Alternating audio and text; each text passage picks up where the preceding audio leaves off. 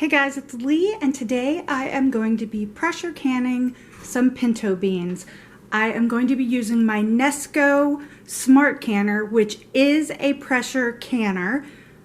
It's also a pressure cooker, but most importantly, it's a pressure canner. In my opinion, beans need to be pressure canned. You can do your own research. I'm going to be doing the no soak method, which is not USDA approved, by the way. I feel safe doing it this way for my family. You do your research and your kitchen, your rules. So by all means, do them how you feel most comfortable. The NESCO Smart Canner is really a small batch pressure canner. I am able to fit 5 pint-sized jars in there, and this size is perfect for our family.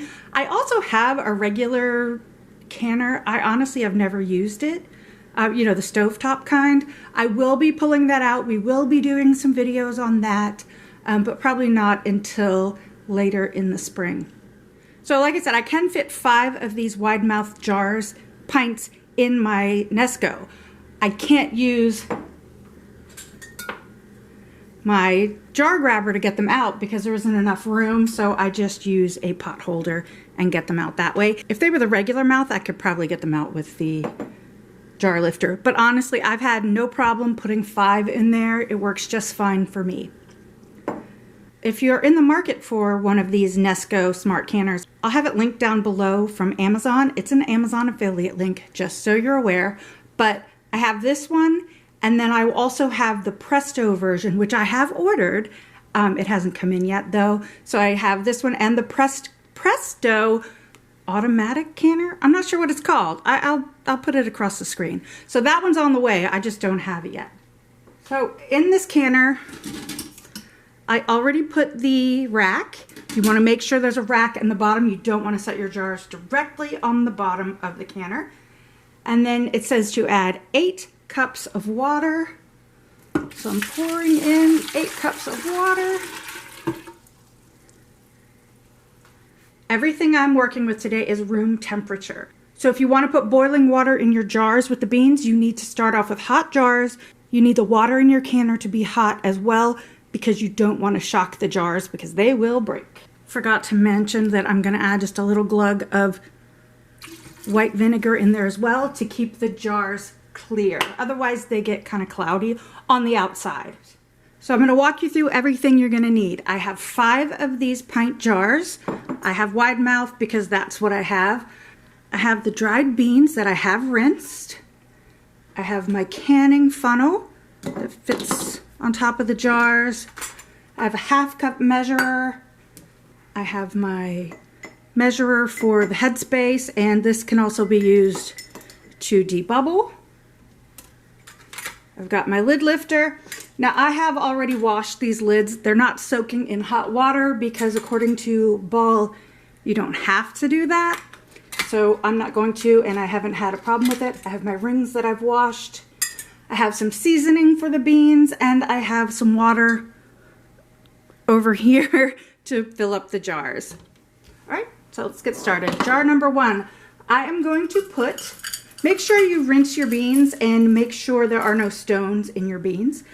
I am actually going to put a little bit less. This is a 1/2 cup measuring cup. I'm going to put a little less than a 1/2 cup of dry beans in there. Get out. I just want to give it plenty of room to expand. I have some sea salt. You can use whatever salt you like. Iodized salt will make your beans a little cloudy. No measurement here. I'm just giving it a couple of turns. I'm going to take this off, it'll be easier. I have some garlic powder. Just going to sprinkle a little bit of that in. And some onion powder. You don't have to put seasonings in, you don't have to put salt in, but I am doing this just so they, you know, have a little flavor. My husband's going to be using these for chili mostly. So that's why I put a little flavor in. I guess I could also put some chili spices in, but I'm not going to, just in case we use them for something else. Then you want to fill it up so that you have 1 inch of headspace with water. You could use broth if you want to.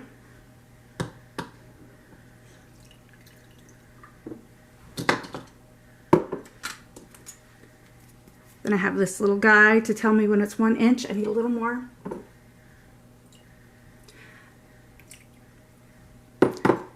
You also, I almost forgot, want to debubble. Make sure that there are no bubbles down in there.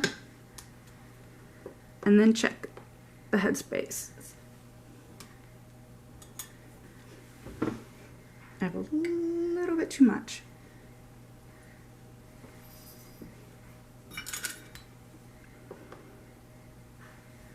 I almost forgot an important step.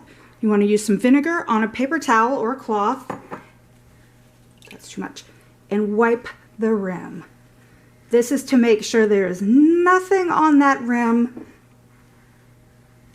that would cause the seal to not, that would cause the lid to not seal. So now we're going to put on the lid, fingertip tight. I'm going to go ahead and fill all of these up and then we'll put them in the canner.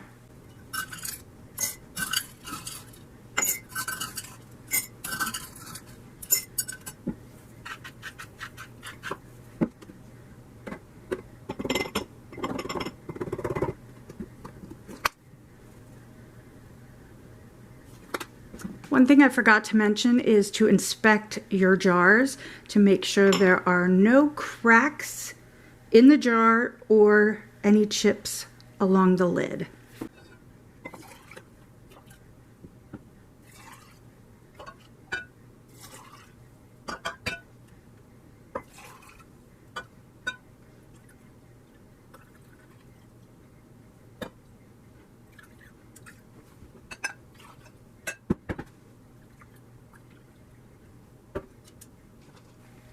When you're debubbling, make sure you use something plastic and not glass. You don't want to chip your jars.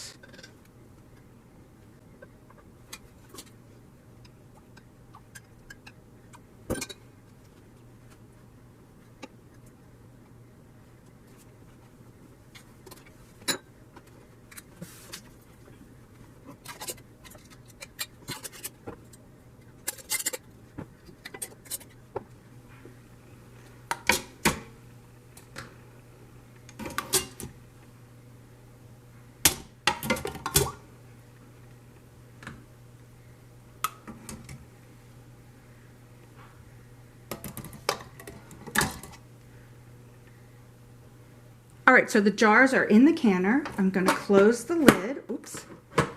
Lock it closed. And then on the top is the pressure limiting valve.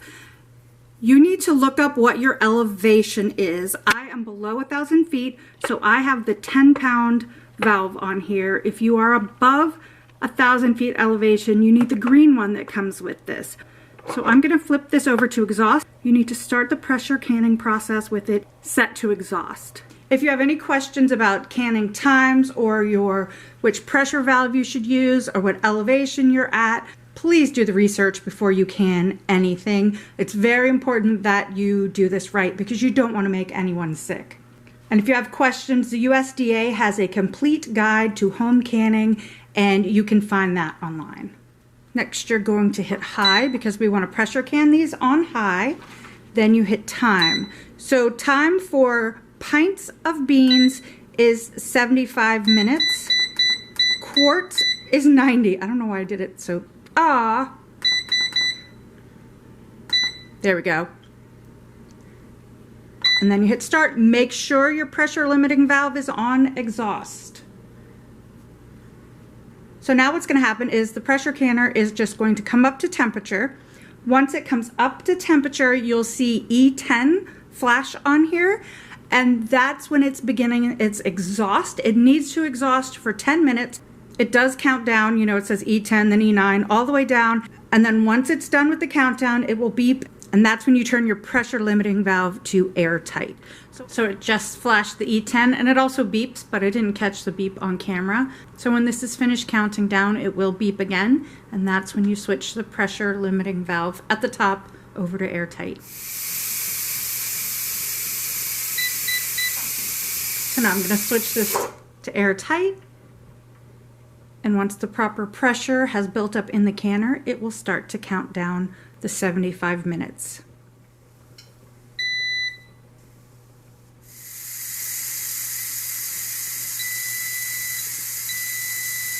All right, so the timer went off. I'm going to unplug the canner. And then you just leave it alone and let it sit for an hour. You want the pressure to come down naturally and on its own, so don't do a quick release, don't mess with it at all. Just let it sit for about an hour and then you can open the lid.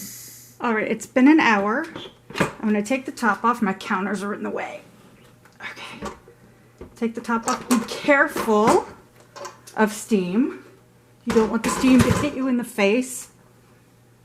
So there they are, they're still bubbling away in there. I'm going to take them out and put them on this wooden cutting board and let them sit overnight. So I'm just going to grab them with my oven mitt. Oh, I hear something popping already. Set them over here. Oh, it's popping where they will not be disturbed.